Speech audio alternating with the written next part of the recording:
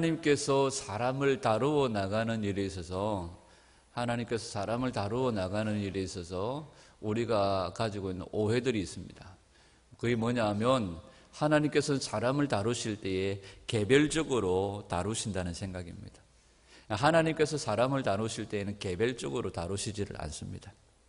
무슨 말이냐면 하나님은 인간을요 개별적으로 보시는 것이 아니라 인간을 한 덩어리로 보십니다.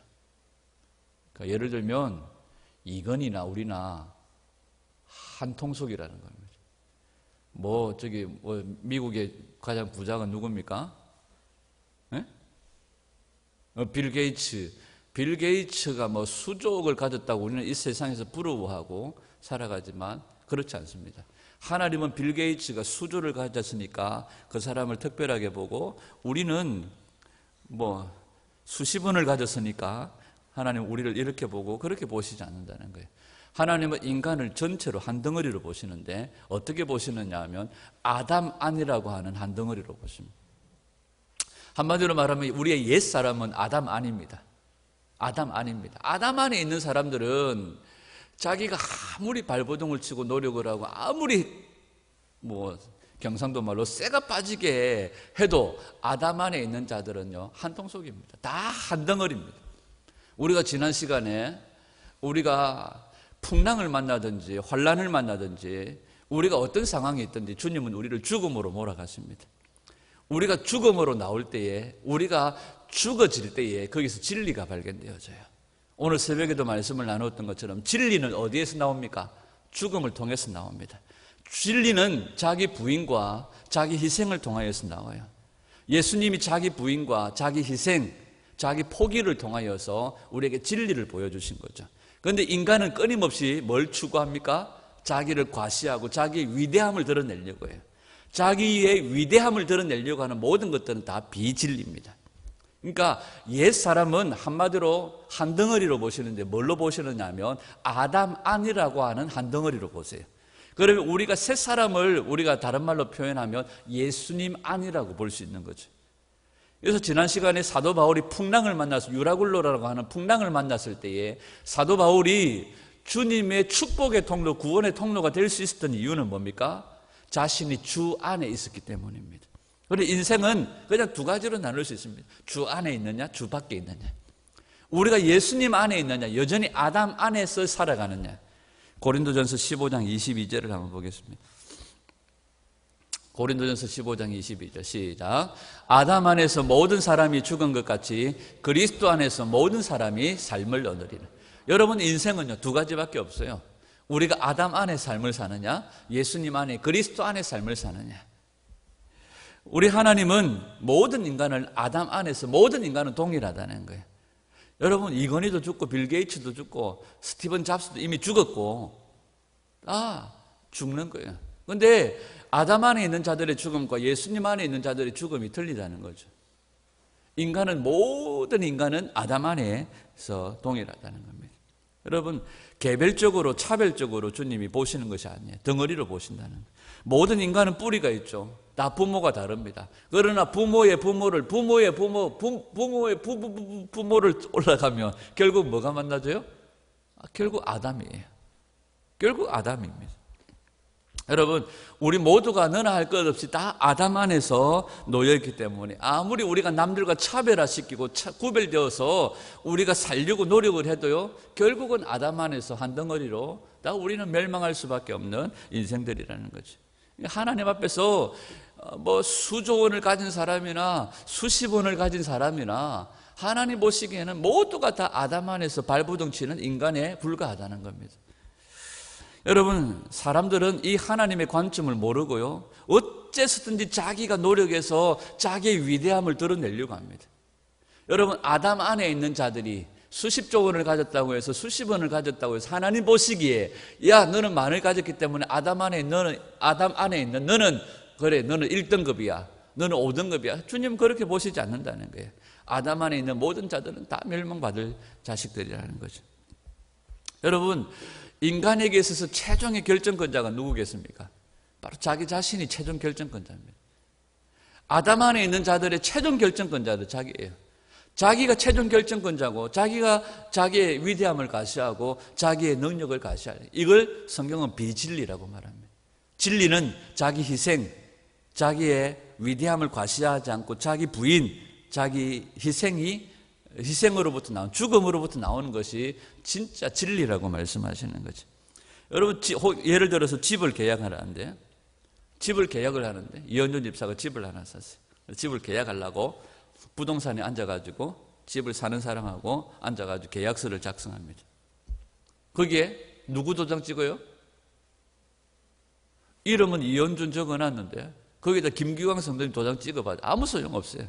등기소에 가면 빠꾸해. 도장 다시 찍어오세요. 자기 도장 찍어야 돼요. 우리가 인간은요, 자기가 최종 결정권자예요.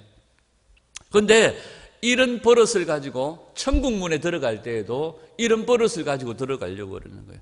여러분, 천국문에다가 아무리 자기 도장 찍어도 천국문 열리지 않아요. 천국문에다가 아무리 자기 도장 찍으려고 해도 들어갈 수가 없답니다. 그 도장은요, 아무짝에도 소용없어요. 인감 도장이 아니라 막도장이라고 할지라도, 막도장, 인감 도장, 아무도, 네모딱하게 임금이 가지고 있는, 직인이라고 할지라도 아무짝에 소용없습니다. 여러분, 우리가 가지고 있는 도장, 우리가 내리는 모든 결정들은요, 한마디로 말하면 옛 아담의 결정뿐입니다. 옛 아담의 도장이에요. 천국문에 들어가려면 우리 옛사람, 옛 아담의 도장 가지고는 들어갈 수가 없다는 겁니다. 천국에 들어가려면 천국인을 맞아야 한다는 거죠. 천국인을 맞아야 천국에 들어간다는 겁니다. 그것을 찍어주시는 분이 따로 있습니다. 우리 이마에 스탬프를 찍어주시는 분이 따로 계시다는 거예요. 누굽니까? 예수 그리스도. 여러분, 예수님에 의해서 입맞은 자들만 들어갈 수가 있는 거죠. 여러분, 천국은요, 우리 인간의 소유로 등기가 되지 않습니다. 천국은 영원토록 누구의 소유입니까? 예수님의 소유입니다. 아버지의 나라예요. 그러니까 누구의 도장이 찍혀져야 돼요? 예수님의 도장이 찍혀져야 돼요. 내 도장 찍어가지고는 들어갈 수가 없다는 거예요.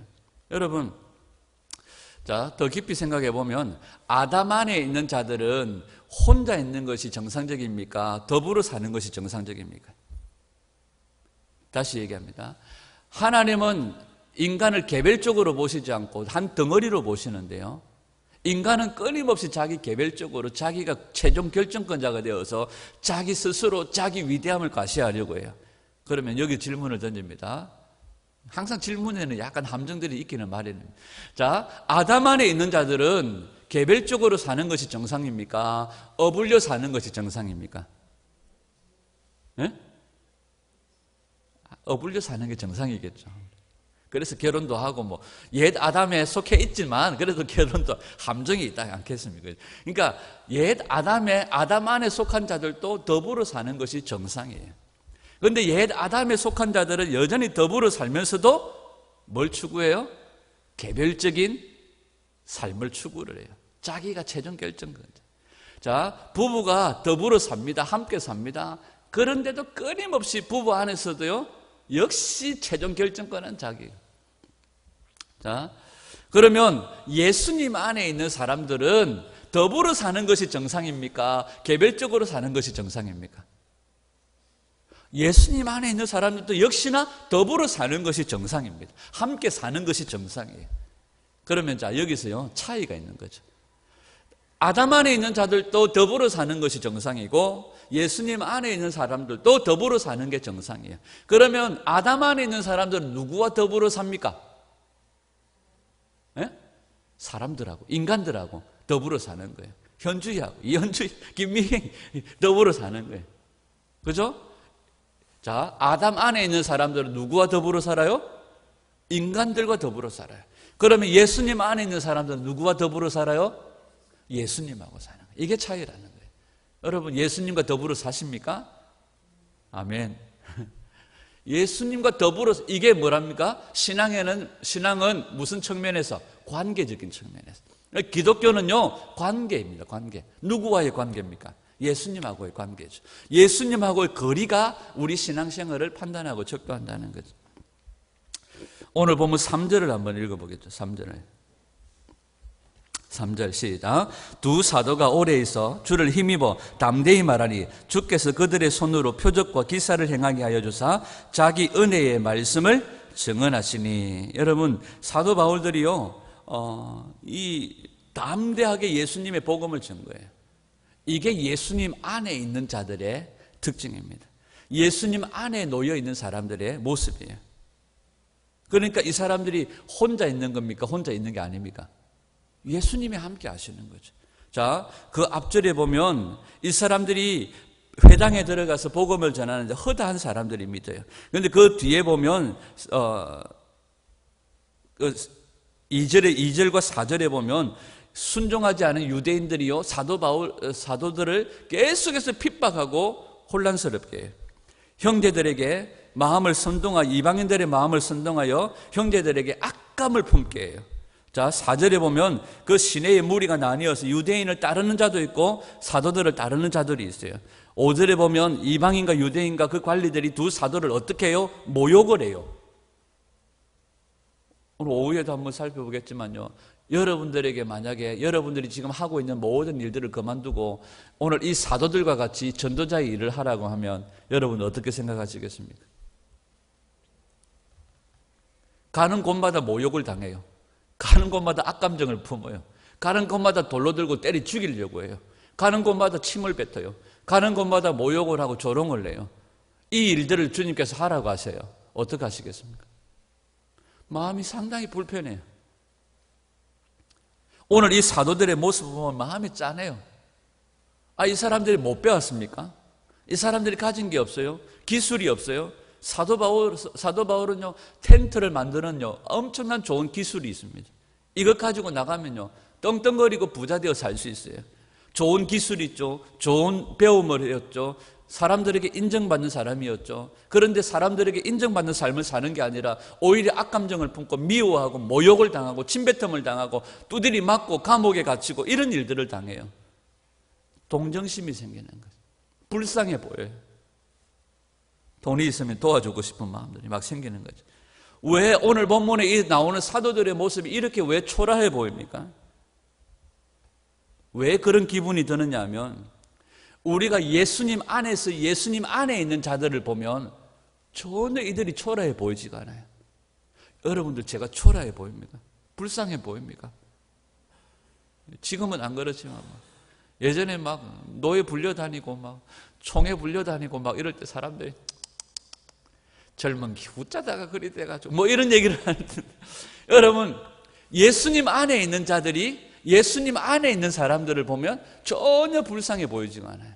그런데 오늘 이 사도 바울과 그의 전도자들을 볼 때에 우리가 예수님 안에 있는 자들을 어떻게 보는 겁니까? 아담 안에서 보니까 이 사람들이 불쌍해 보이고 동정스러워 보이는 거죠. 여러분, 우리가 아담 안의 관점으로 사람들을 바라보니까 사람들이 불쌍해 보이는 거예요. 그런데 오늘 이 사람들이 불쌍하지 않은 이유가 뭡니까? 3절에 이들이 담대히 하나님의 말씀을 전 거예요. 누가 함께 하셔서? 주님을 힘입어서 담대히 하나님의 말씀을 증거하는데요, 이 사람들이 정말 불쌍한 자입니까? 전혀 그렇지가 않은 자들이에요. 비록 매를 맞고 비록 모욕을 당하고 비록 사람들에게 악감정을 당할지라도 모욕을 당할지라도 이 사람들은 지금 누구의 힘을 힘입고 있어요? 예수님의 힘을 힘입고 있어요. 담대히 이들이 복음을 전한다는 것은 이들이 전하는 복음이 오직 유일한 생명이요 능력이라는 것을 이 사람들이 믿고 있는 거죠. 자기가 이 복음이 생명인 것을 믿지 않는다면 이들이 이렇게 담대하게 전할 수 있습니까? 이 생명을 받는 자들이 구원을 얻는다는 것을 믿는다면, 우리 모두가 다 구원을 받아야 된다는 것을 믿는다면 우리는 이 복음을 담대하게 전할 수밖에 없는 거죠. 그러니까 이 사람들은 지금 예수님 안에 있는 자들이에요. 그러면 예수님 안에서 우리가 예수님 안에 있는 이 사람들을 보면 이 사람들은 전혀 불쌍한 자들이 아니라는 거죠.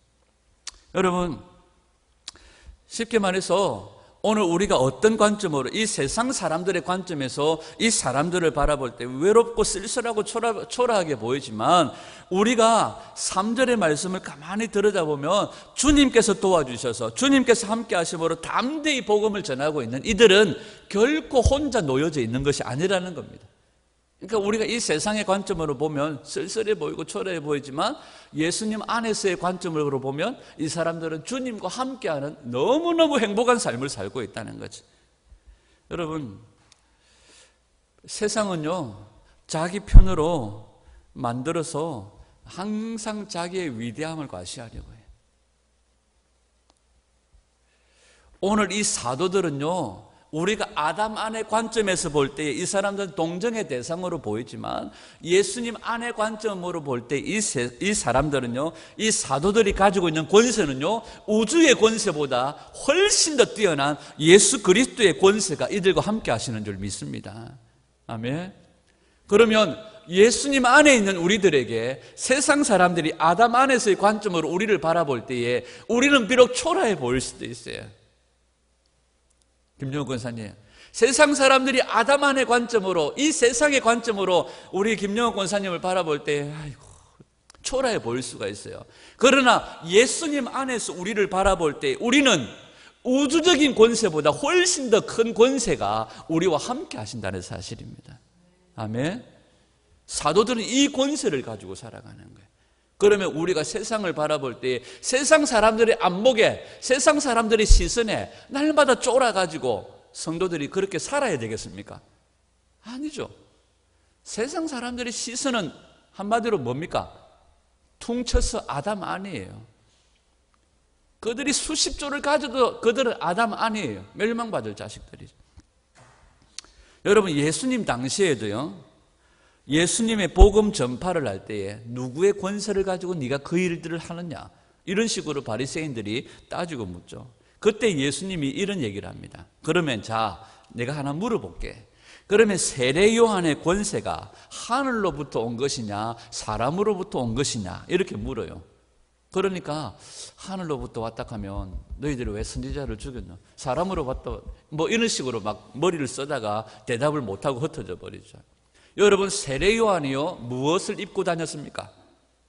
낙타, 트롯을 입고 다니고 뭘 먹었죠? 메뚜기와 석청을 먹었어요. 사도 바울이 사람들에게 자기를 과시하기 위해서, 자기가 정말 청빈한 삶을 산다고 하는 것들을 보이기 위해서, 저기 가면, 실제로는 세례 요한이 저기 가면 아파트가 16채나 있는데 그걸 숨겨두고 자기가 경건하게 예수님의 복음을 전한다는 것을 사람들에게 보이기 위해서, 청빈하게 보이기 위해서 낙타 트롯을 입고 다녔습니까? 아니에요. 여러분, 사람들에게 이 세례 요한이 튀어 보이려고 선지자가 온다 하던데 이때쯤 한번 올 때가 됐는데, 그러면 내가 사람들에게 한번 선지자 노릇 해볼까? 사람들에게 튀어보리고 인기를 끌려고 세례 요한이 물세례를 주었습니까? 아닙니다. 세례 요한은요, 누구의 권세로요? 하나님의 권세를 가지고 일들을 하고 있는 거죠. 세례 요한이 만약에 사람들에게 튀어보려고 했으면 세례 요한은 누구의 시선을 의식했을까요? 사람들의 시선을 의식했을 거예요. 그러면 나아오는 자들을 향하여서 이 똑사이 새끼들아, 그렇게 말하지 못했을 거예요. 오늘날 한국 교회가 사람들의 시선을 의식하고 사람들을 기쁘게 하려고 하다 보니까 담대하게 하나님 나라의 권세를 선포하지 못하는 거예요. 세례 요한은 하나님의 권세를 가지고 복음을 전하다 보니까 나아오는 자들을 향하여 하나님의 나라가 가까이 왔다, 회개하라, 담대하게 외칠 수 있었던 거죠. 여러분, 세례 요한은 누구의 권세로요? 하나님의 권세로요. 비록 그가 낙타 트롯을 입고, 비록 그가 메뚜기와 석청을 먹고 사람들은 스테이크 썰어 먹는데 나는 그렇게 못하여서 비록 가난하게 된장찌개에 밥 말아 먹을지라도 우리가 하나님의 권세를 가지고 있기 때문에 세상을 향하여, 스테이크 썰어 먹는 그들을 향하여 회개하라 이 똑사의 자식들아 하고 외칠 수 있는 거예요. 아멘. 우리 무함록교회가 사람을 의식하지 않고 하나님의 권세, 우주적인 모든 권세보다 더 뛰어난 하나님의 권세를 가지고 보내심을 따라 담대하게 주님의 복음을 전가하는 예수님 안에 놓인 자들이 되기를 주님의 이름으로 축복합니다. 그러면 세상 사람들이 우리를 어떻게 판단하고 세상 사람들이 우리를 어떻게 보느냐, 그 모든 것은 다 뭐라고요? 아담 안에서의 그들의 관점이라는 거예요. 여러분, 세례 요한이 하나님의 권세를 가지고 예수님께 인정을 받았습니다. 그러면 예수님이 하시는 모든 일은요, 누구에게로부터 온 것입니까? 예수님께서 하시는 모든 일은 누구의 권세로부터 온 거예요? 하나님의 하늘로부터 온 것이잖아요. 여러분, 이 구조는요, 오늘 사도들에게나 우리들에게나 똑같습니다. 오늘 우리가 예수님 안에 놓인 자라는 것은 예수님의 권세, 우주적인 권세보다 더 뛰어난 하나님의 권세를 가지고 사는 거예요. 그러면 하나님의 권세를 가진 자들이 왜 세상 앞에서 비겁하게 쫄쫄하게 째째하게 살아갑니까? 왜 사람들의 시선에 우리가 주눅 들어가지고 그럴 필요가 없다는 거죠. 왜? 하나님의 권세를 가진 자들이 멸망당할 세상의 권세를 가진 자들 앞에 우리가 왜 쫄쫄하게 비겁하게 비굴하게 믿어줄래요? 이게 아니잖아요. 담대하게 우리는 외칠 뿐입니다. 이 복음밖에는 능력이 없어요.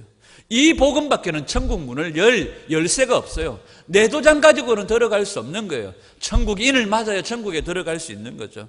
그러니까 이 천국인을 쳐주시는 분이 계시다는 거예요. 이 예수님을 우리가 담대하게 전해야 되는 거죠. 하나님의 나라가 가까이 왔다. 회개하고 복음을 믿어라. 우리가 담대하게 외칠 수 있는 거죠. 예수님이 십자가를 지시려고 할 때에 예루살렘에 살던 아주머니들이 예수님의 십자가 죽음이 측은해 보였던지 예수님을 따라오면서 웁니다. 그때 예수님이 그 측은하게 울고 있는 여인들을 향하여 뭐라고 말씀하세요? 나를 위해 울지 말고 너와 너의 자녀들을 위해서 울어라. 이 여자들이 예수님이 측은해 보여요. 예수님이 불쌍해 보여요. 여러분, 예수님이 십자가를 지시는 것은 비록 우리 세상 죄를 지고 가지만 그분은 하나님의 권세로 그 길을 가시는 거예요. 누가 더 불쌍한 거예요? 십자가가 없는 자들이 더 불쌍한 거죠. 세상에 예수님이 측은해가지고 울고 있는데 예수님은 야 아담 안에서 나를 보지 말고 하나님의 권세 아래서 예수님 안에서 나를 봐. 예수님 안에서 너희들을 봐. 너희들을 위해서 울으라고 말씀하십니다. 여러분, 자신의 현재의 처지도 모르면서 아담 안에서 예수님을 바라보니까 측은해 보이는 거예요. 여러분, 우리 자신들이 자꾸 아담 안에서 우리를 바라보면서 우리를 자책해요. 오늘도 지갑이 파란색밖에 없네. 그러면서 지갑만 보는 게 아니라 지갑만 보고 끝나면 괜찮은데 갑자기 도끼 눈을 떠가지고 옆에 있는 신랑을 쳐다보고 너무 집에 신랑은 봉투도 두둑하게 갖다 주더만 이러면서 해가지고 또 싸웁니다. 아니, 지갑 보고 싸웠는데 나중에는 결국 결론은 뭘로 싸워요? 자식 교육을 어째 시켜가지고 또 이걸로 끝나는 게 아니라 너가 친정은 이러다가 막 일파만파 막 세계 전쟁으로 퍼져버려. 여러분, 우리가 아담 안에서 계속해서 우리 자신들을 주님은 바라보지 말라고 말씀하세요. 예수님 안에서 우리를 바라보라고 말씀하시는 거예요. 우리는 예수님 안에 놓인 자들인 줄 믿습니다. 아멘. 오늘 사도 바울이요, 비록 우리가 세상의 관점으로 바라보면 불쌍한 자들이에요. 어떻게 이렇게 배운 사람들이 모욕을 당하고 이렇게 수치를 당할 수 있을까? 그런데 지금 사도 바울은요, 누구의 관리를 받고 있어요? 예수님의 관리를 받고 계세요. 예수님은 누구십니까? 우주의 모든 통치의 권세를 가지신 분이세요. 아멘. 하늘과 땅의 모든 권세를 가지신 우주의 모든 통치권을 가지고 계신 예수님이 사도 바울을 관리하고 계세요. 오늘 저와 여러분들은 누가 관리하고 계세요?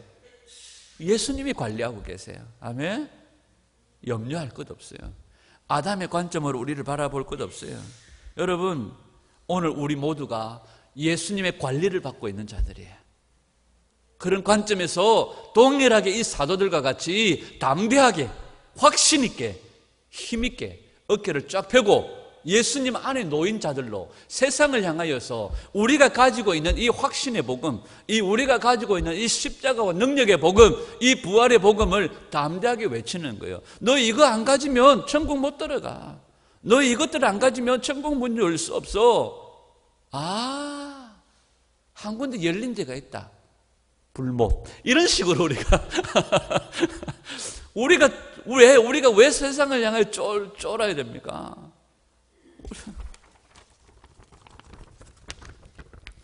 교회 믿으세요.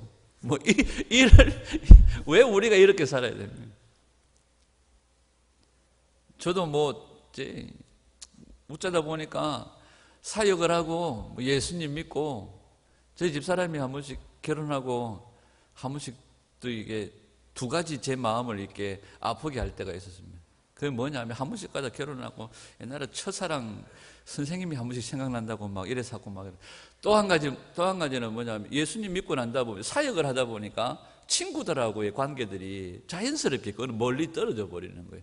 사역을 하다 보니까. 그러니까 뭐 학교 친구, 고등학교 친구, 뭐 중학교 친구, 뭐 친구들하고의 만남들이 자연스럽게 멀어져 버리는 거예요. 그러다 보니까 때로는 또 가족들하고도의 어떤 이런 친밀함들이 많이 좀 약해져 버리는 부분들이 있는 거예요. 어쩌다가 한 번씩 세상 친구들을 만나면요,